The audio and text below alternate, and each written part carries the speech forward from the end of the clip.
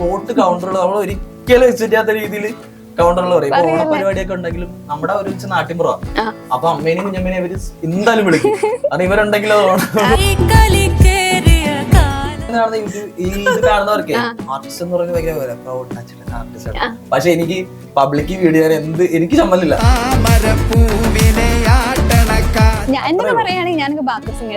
അതാണ് പണ്ട് അങ്ങനെയല്ലായിരുന്നു. പെമ്പിള്ളേരെ കണ്ടു കഴിഞ്ഞാൽ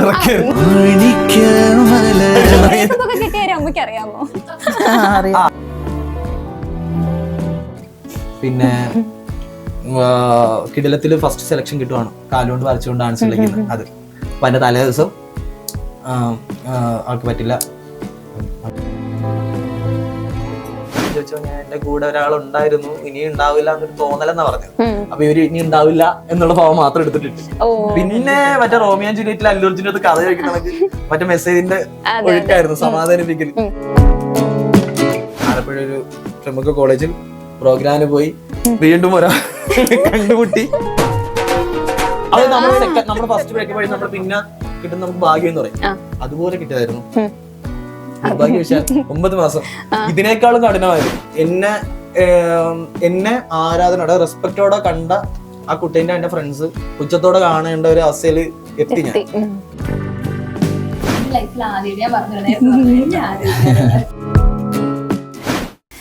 ഇപ്പൊ ഇവിടെ ഈ ബുക്കും ഈ ഒരു പെന്നും കണ്ടു കഴിഞ്ഞപ്പോ ഒരു കലാകാരനാണ് എന്റെ മുമ്പിൽ ഇരിക്കുന്നത്, ഒരു പടം വരയ്ക്കുന്ന ഒരാളാണ് ഇരിക്കുന്നത്. എന്തെങ്കിലും ഒന്ന് നമുക്ക് വേണ്ടിട്ട് ചെയ്യാനായിട്ട് പറ്റും?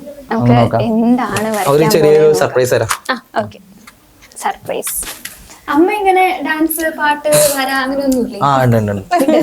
ഡാൻസ് കളിക്കും. അമ്മൂസ് വന്നപ്പം നമ്മുടെ ക്യൂൻ ഓഫ് ഡാൻസ് ഞാൻ സ്കൂൾ പഠിച്ചിരുന്ന കാലത്ത് ഇങ്ങനെ എന്തെങ്കിലുമൊക്കെ നാടകം എന്തെങ്കിലുമൊക്കെ എഴുതി കൂട്ടി അങ്ങനെയൊക്കെ ഉള്ളതുണ്ട്. പിന്നെ അതൊക്കെ അങ്ങ് വിട്ടുപോയി. അതൊക്കെ കഴിഞ്ഞപ്പോ പിന്നെ ഇവന് പിന്നെ ഇങ്ങനെ ഡാൻസ് കളിക്കാനൊക്കെ ഇഷ്ടമാണ്. അങ്ങനെയൊക്കെ ആ കൊച്ചിലൂടെ ആ കൊച്ചാണെങ്കിൽ 2 സ്റ്റെപ്പൊക്കെ പെട്ടെന്ന് പഠിപ്പിച്ചിട്ട് അവള് വരുമ്പോഴത്തേക്ക്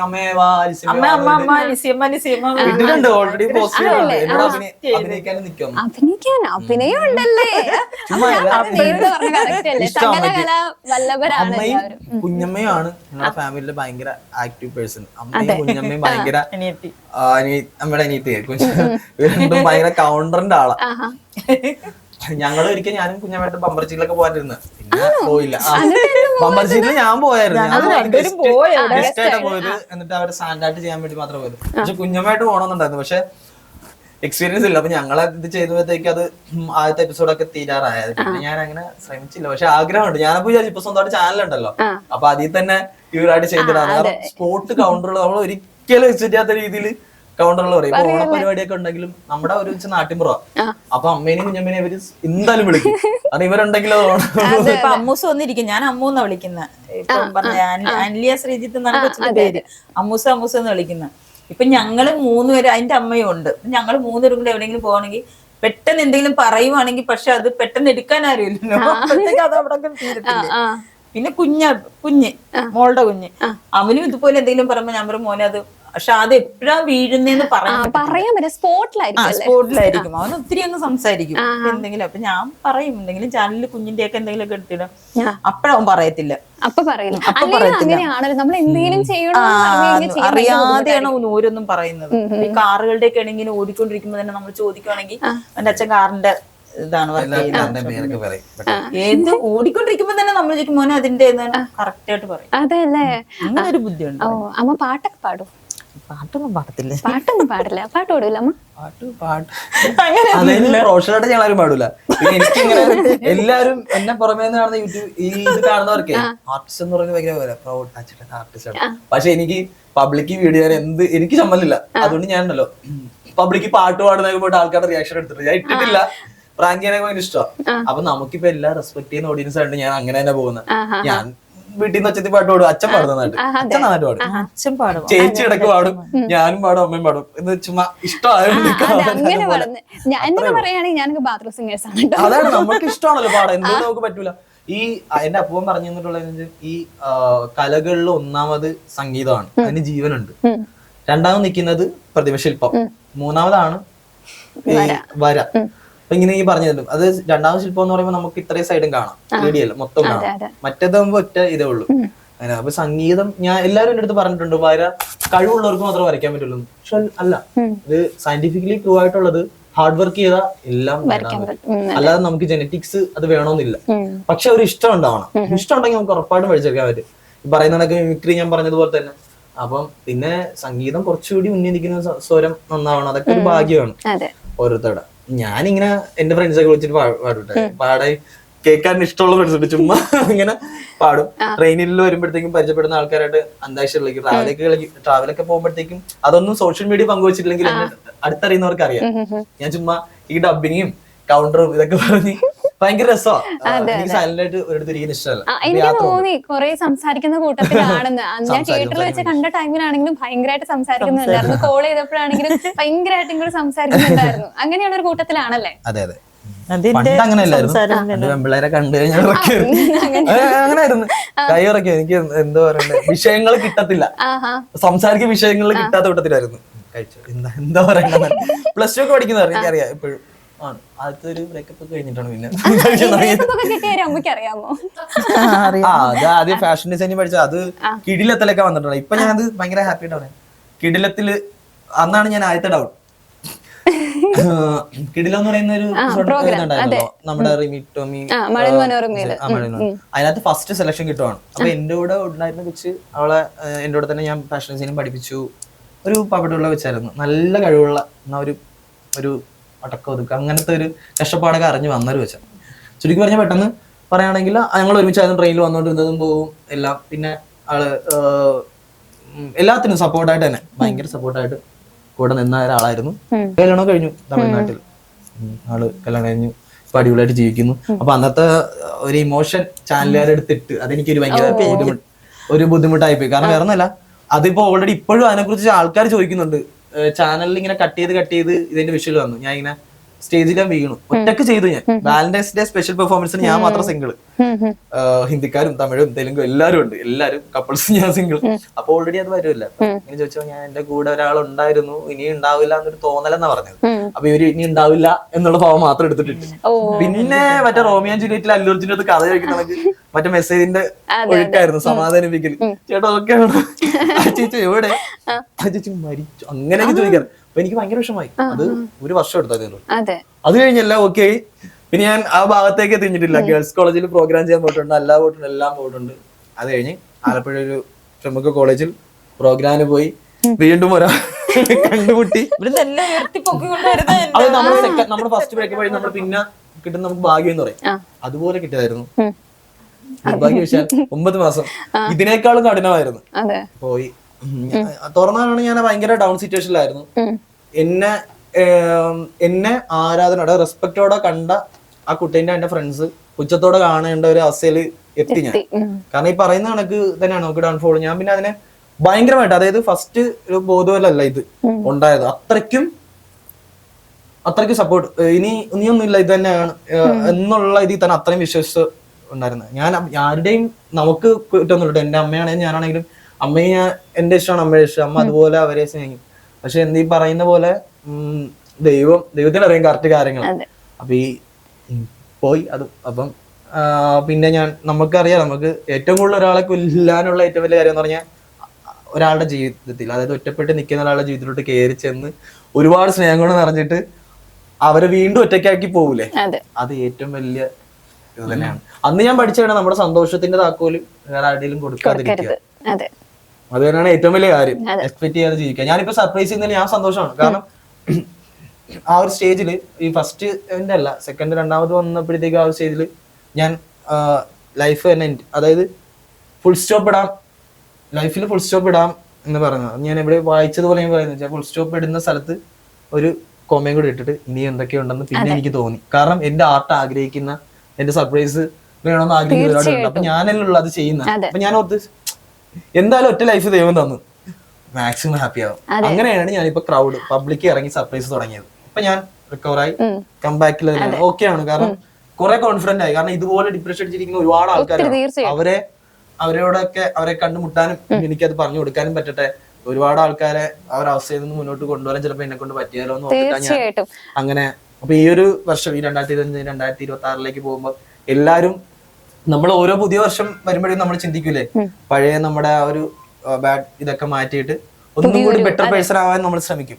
അതെല്ലാരും അങ്ങനെ ശ്രമിക്കുന്നത് നല്ലത് തന്നെയാണ്. അപ്പൊ അത് പ്രാക്ടിക്കലി ചില ആൾക്കാർക്ക് പ്രൂവ് ചെയ്യാൻ പറ്റത്തില്ല, പറയും ചെയ്യാന്ന്. പക്ഷെ എനിക്കിപ്പോ പറയും ഡു ഇറ്റ്. അതെ, അത്രയാണ്. അന്ന് ആ ഒരു ഫുൾ സ്റ്റോപ്പ് അവിടെ ഇട്ടിട്ടുണ്ടായിരുന്നെങ്കിൽ ഇപ്പൊ ഇവിടെ വന്ന് ഇരിക്കാനുള്ള ഭാഗ്യം കിട്ടില്ലായിരുന്നു. അപ്പൊ ഇനി അതേപോലെ ഫുൾ സ്റ്റോപ്പ് ഒന്നും ഇടരുത്. കോമേട്ട് ഇതൊക്കെ ആഗ്രഹിക്കുന്ന ഒത്തിരി പേരുണ്ട്. ഇപ്പൊ ഞാൻ തന്നെ ഇങ്ങനെ പല വീഡിയോസ് ഞാൻ ഇൻസ്റ്റാഗ്രാമിൽ ഞാനിങ്ങനെ ലൈക്ക് ഇട്ടിട്ടുണ്ടല്ലോ എന്നൊക്കെ ഞാൻ കാണുന്നത്. അപ്പൊ ഇനിയും നല്ല നല്ല ഇതൊക്കെ ചെയ്യാനായിട്ട് സാധിക്കട്ടെ. ബാക്കി വരച്ചു. അപ്പൊ ഇന്നിപ്പോ ചെറിയൊരു സർപ്രൈസ് അല്ലേ? സർപ്രൈസ് അല്ല, ഈ പ്രൈവറ്റ് നമ്മൾ മൂന്നല്ലേ ഉള്ളൂ. കുഴപ്പമില്ല. ഇവിടെ ഇപ്പൊ വന്ന വഴിക്ക് കണ്ട എന്തെങ്കിലും എന്നാലും ആരെങ്കിലും വരച്ചു. സർപ്രൈസ് തന്നെ വേണമെന്നില്ല, എന്തെങ്കിലും. അല്ല, ഇപ്പൊ അത് വരയ്ക്കാനാണോ അതോ മറ്റേ ക്യാരക്ടർ വരയ്ക്കുന്നതാണോ? നമുക്ക് വരയ്ക്കാം. നമുക്കൊരു വോയിസ് ഇട്ടിട്ട് വരച്ചാലോ, ഒരു ഡിഫറെന്റ് ആക്കിയാലോ, ഏതെങ്കിലും ഒരു ആക്ടർ ഇവിടെ നിന്ന് വരയ്ക്കുന്ന പോലെ ആക്കിയാലോ. ഇങ്ങനെ കിടന്നിട്ടൊക്കെ വരയ്ക്കാം. ബാലചേട്ടൻ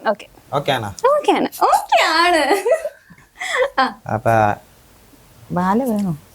കുഴപ്പമില്ല. എല്ലാരും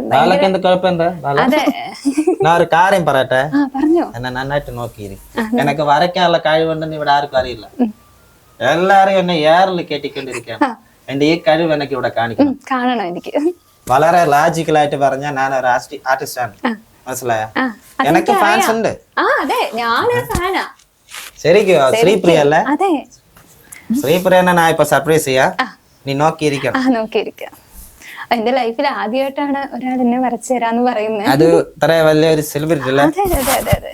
എന്റെ ലൈഫിൽ മറക്കാൻ പറ്റാത്ത ഓർമ്മകളിൽ ഒന്നാണിത്. ഇത് കണ്ട് യാറല്ല നേരിൽ കേട്ട എനക്ക് അറിയില്ല. എനക്കത് പ്രശ്നമല്ല, എനിക്ക് അതൊക്കെ ഞാൻ എൻജോയ് ചെയ്യുന്ന. സാറിന്റെ പാട്ട് എനിക്ക് ഭയങ്കര ഇഷ്ടമാണ് കേട്ടോ. എന്റെ പാട്ട് കേട്ടോ? നീ ഏത് പാട്ട് കേട്ടോ? സിനിമയിലെ പാട്ട് ഞാൻ ഓർക്കുന്നില്ല. തട്ടും താളാ ഡാൻസ്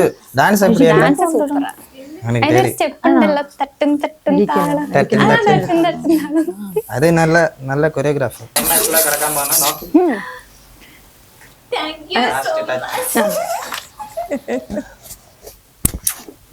ഇഷ്ടപ്പെട്ടു കേട്ടോ. സ്പോട്ടില് വരയ്ക്കാന്നൊക്കെ പറഞ്ഞാൽ എന്റെ ലൈഫിൽ ആദ്യം ഞാൻ പറഞ്ഞു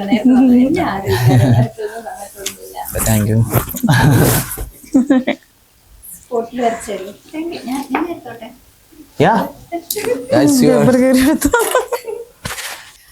ഇപ്പൊ പടം വരച്ച് എന്നെ ഞെട്ടിച്ചിരിക്കുകയാണ്. സർപ്രൈസുകളുടെ രാജകുമാരൻ തന്നെയാണ് എന്റെ കൂടെ ഇരിക്കുന്നത്.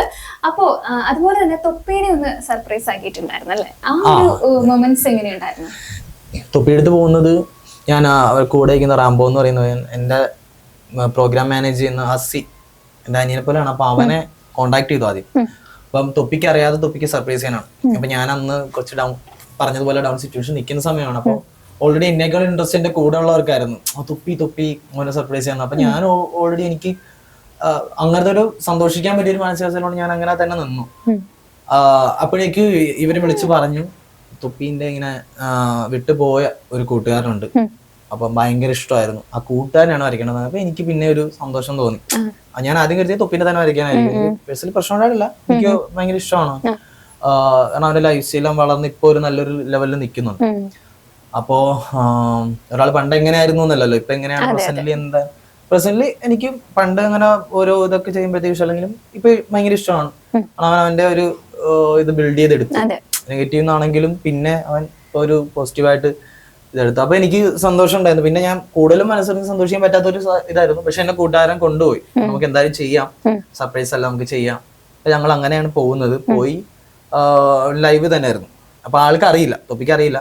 അപ്പൊ തൊപ്പിയുടെ കൂടെ ആ ഫ്രണ്ടിനെയും കൂടി ചേർത്തിട്ടുള്ള, ഇപ്പോഴത്തെ തൊപ്പിയുടെ കൂടെ ഫ്രണ്ടിനെ ചേർത്തിട്ടുള്ള ഒരു പിക്ചറാണ് വരയ്ക്കണം. അപ്പൊ ഞാൻ ചെന്നപ്പോഴത്തേക്ക് എനിക്ക് തോന്നുന്ന ആൾക്ക് എന്നെ കണ്ടു വരച്ചില്ല, വീഡിയോസ് അറിയാമെങ്കിൽ. അപ്പം ഞാനിങ്ങനെ വരുന്നു, അവന്റെ ഒരു ആരും ആരാധകൻ വരുന്നു എന്നുള്ള രീതിയിൽ തന്നെ നിന്നു. ഞാനപ്പോ ഇങ്ങനെ കണ്ണപ്പോ ആക്സിഡന്റ് ആയ സമയത്തായിരുന്നു, ക്ലാസ് വെച്ചിട്ടുണ്ടായിരുന്നു. അപ്പൊ ലൈവില് കൂടെ വിളിച്ചിട്ട് എല്ലാവരും ഇൻട്രൊഡ്യൂസ് ചെയ്തു, ഇങ്ങനെ കളേഴ്സ് ഓഫ് ലൈഫ്.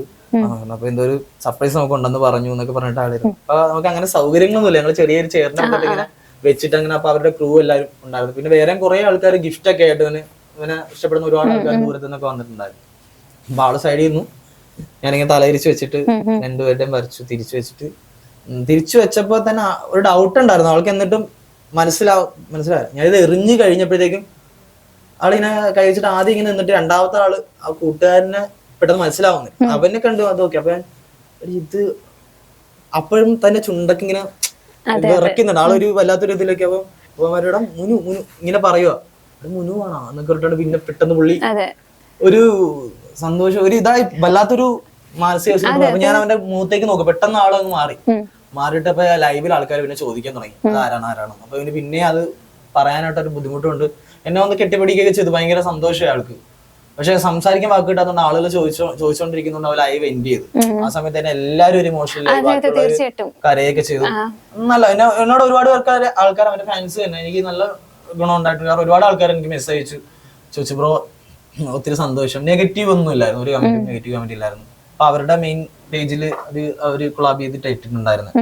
അപ്പോഴേക്കും ഒരുപാട് പേര് എനിക്ക് മെസ്സേജ് അയച്ചു, തുപ്പിനെ സർപ്രൈസ് ചെയ്തല്ലേ കണ്ടു എന്നൊക്കെ പറഞ്ഞിട്ട്. അങ്ങനെ നല്ല അതെ. ഇപ്പൊ അഖിലിന്റെ ഇൻസ്റ്റഗ്രാം പേജ് എടുത്ത് നോക്കി കഴിഞ്ഞാൽ പലരുടെയും ജീവിതത്തില് ഒരു മറക്കാൻ പറ്റാത്ത ഒരു അനുഭവം ആക്കി മാറ്റാനായിട്ട്, അതെ, കാണിക്കാനായിട്ട്, അത് അവരുടെ ലൈഫില് അവര് മറക്കില്ല ഒരിക്കലും. അല്ലെ, ഞാൻ പിൻ ചെയ്തിട്ടേക്കുന്ന ഒരു വീഡിയോ കല്യാണത്തിന് നിന്ന് കഴിഞ്ഞപ്പോ അച്ഛനെയും മകനെയും അമ്മയും കൂടി ഒരുമിച്ച് വരച്ച്. അപ്പൊ അതൊക്കെ നോക്കുമ്പോ അവരുടെ ജീവിതത്തിന്റെ ഒരു ഭാഗമായിരിക്കാണ് നമ്മള്. അതൊക്കെ ഓർക്കുമ്പോഴും ഭയങ്കര സന്തോഷമാണ്. അല്ലെ, അമ്മയ്ക്ക് എന്താ പറയാനായിട്ടുള്ളത്?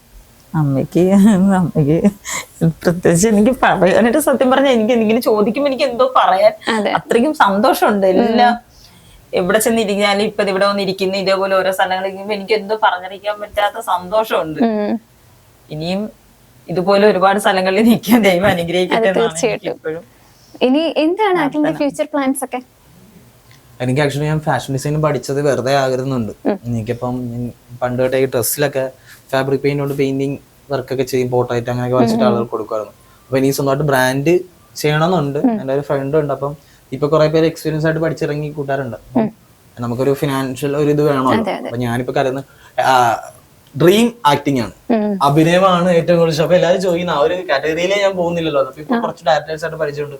അപ്പൊ നമ്മളൊരു നിലയിലായി ഒരു ലെവലിൽ നിന്ന് കഴിഞ്ഞിട്ട് ഇപ്പൊ ഞാൻ ഇത് ഫോക്കസ് ചെയ്യും, എല്ലാത്തിനും കൂടി ചാടണ്ട, ഇതിൽ തന്നെ ഒരു ലെവലിൽ ആയി കഴിഞ്ഞിട്ട് എന്റെ ഒരു ഇഷ്ടം അതിന്റെ ഒരു ബേസ് ഒക്കെ പഠിക്കണമെന്നുണ്ട്. എനിക്ക് പഠിച്ചിട്ട് തന്നെ അതിൽ പോകണമെന്നുണ്ട്. പിന്നെ ബിസിനസ് പോലെ ഈ ബ്രാൻഡ്, ഞാൻ ഫാഷൻ ഡിസൈൻ എന്തായാലും പഠിച്ചു, ഒരു ബ്രാൻഡ് സ്റ്റാർട്ട് ചെയ്യണമെന്ന് ആഗ്രഹമൊക്കെ ഉണ്ട്. അപ്പൊ എല്ലാം പയ്യെ ആദ്യം ഒരു ഇതിലാവണം. കാരണം സത്യം ശരിക്കും പറഞ്ഞു കഴിഞ്ഞാല് ഞാൻ ഒരു യൂട്യൂബർ എന്നുള്ളതിൽ ഇപ്പൊ 5 ലക്ഷം സബ്സ്ക്രൈബേഴ്സ് ഉണ്ട്. അപ്പൊ നോർമലി പുറത്തുനിന്ന് നോക്കുമ്പോഴത്തേക്കും നമുക്ക് ഒരുപാട് വരുമാനം ഉള്ളതായിട്ട് ഒരുപാട് ആൾക്ക് നമ്മളത് ഭയങ്കരമായിട്ട് വേറൊന്നും അല്ല. അമ്മ എൻ്റെ അടുത്ത് എപ്പോഴും പറയും, ഞങ്ങളുടെ വീടെന്ന് പറയുമ്പോൾ അത്യാവശ്യം ഞങ്ങള് ട്രിവാൻഡ്രത്ത് നിന്ന് വന്ന സമയത്ത് പെട്ടെന്ന് സ്ഥലം വാങ്ങിയത്. അപ്പം എന്താന്ന് വെച്ചാൽ ഒരു പുറമ്പോക്ക് സ്ഥലമാണ്. അപ്പൊ അവിടെ ഇപ്പൊ കളക്ടർ നമുക്ക് കൈവശരേഖയുണ്ട്, പക്ഷെ നമുക്ക് പട്ടയം അങ്ങനെ കിട്ടിയിട്ടില്ല.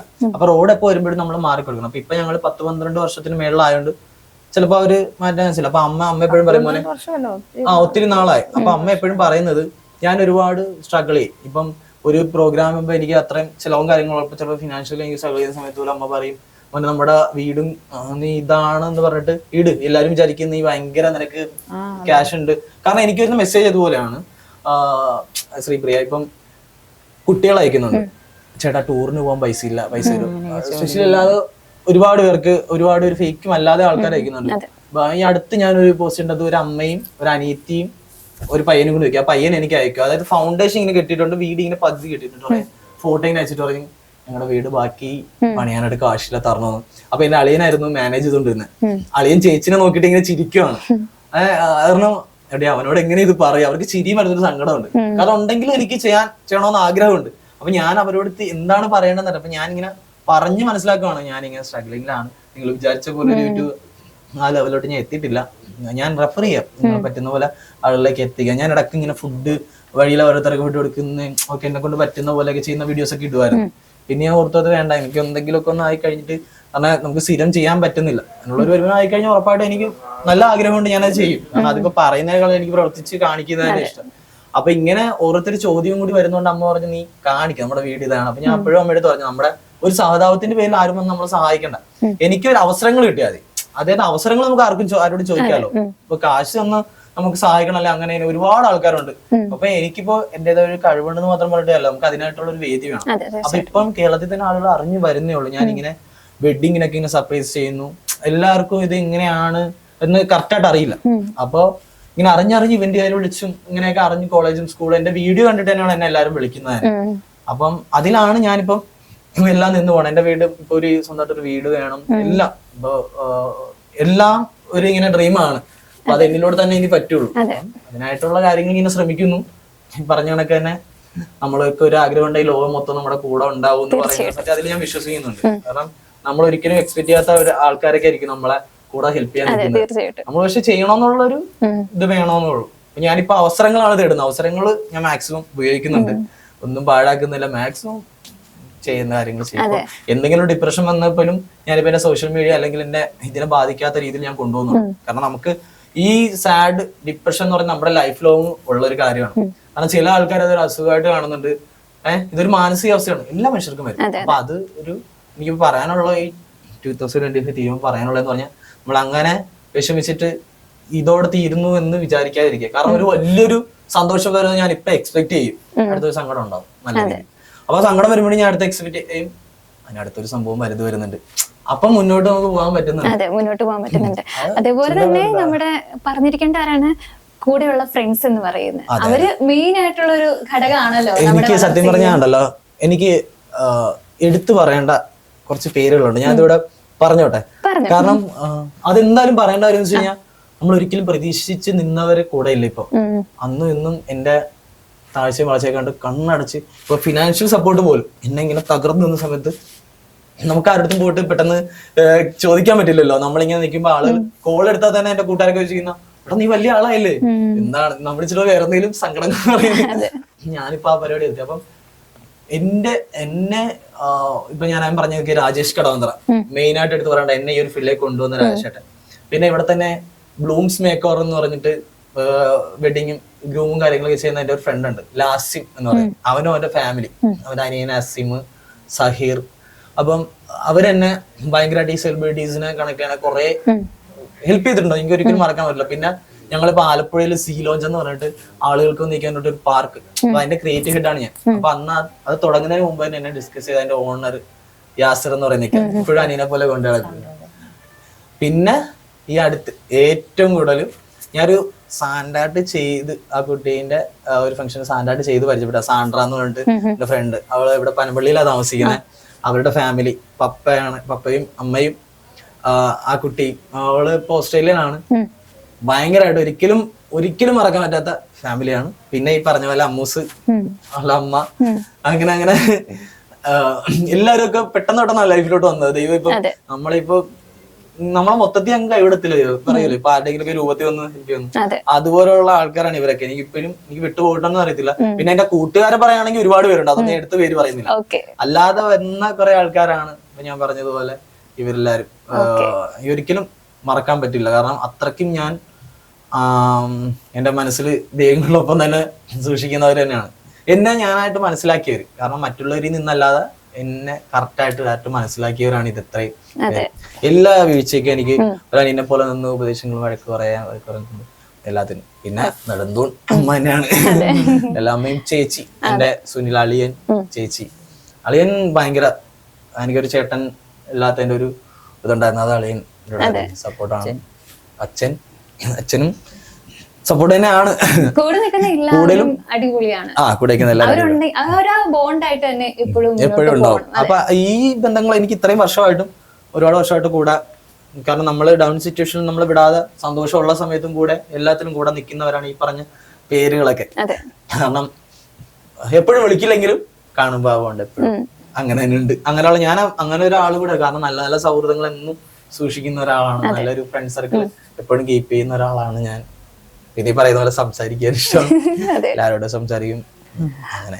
അതെ, അപ്പൊ എന്തായാലും ഇനിയും നല്ല നല്ല കാര്യങ്ങൾ ജീവിതത്തിൽ നടക്കട്ടെ, ഇനിയും ഉയർച്ചകളിൽ എത്തട്ടെ. ഇവിടെ നിൽക്കേണ്ട ആളല്ല, ഇനിയും ഉയരങ്ങളിൽ എത്തിയിട്ട് എനിക്ക് എന്റെ ഇന്റർവ്യൂ തരണം. അപ്പൊ എന്തായാലും ഇവിടെ വരെ വന്നതിന്, ഇത്രയും സമയം എന്നെ വരച്ചതിനും എല്ലാത്തിനും ഒരുപാട് താങ്ക്സ് ഉണ്ട്. അമ്മ, അഖിൽ, ഒരുപാട് thank you so much. Thank you. അപ്പൊ യൂട്യൂബ് ഞാനും വിഷയമാണ്. എന്തായാലും എന്താണ് ഫ്യൂച്ചർ, ഒരു പക്ഷെ ബ്രൈറ്റ് ഫ്യൂച്ചർ, എന്നാലും യു ഹാവ് ബ്രൈറ്റ് ഫ്യൂച്ചർ. നല്ലൊരു ലെവലിലെത്തട്ടെ കൂടെ ഉള്ളവരും. അപ്പം എല്ലാവർക്കും ഫാമിലിയും എല്ലാവരുടെ അടുത്തും അന്വേഷണം പറയണം. എനിക്ക് എന്നെ ക്ഷണിച്ചതിലും ഒത്തിരി സന്തോഷം. Thank you so much.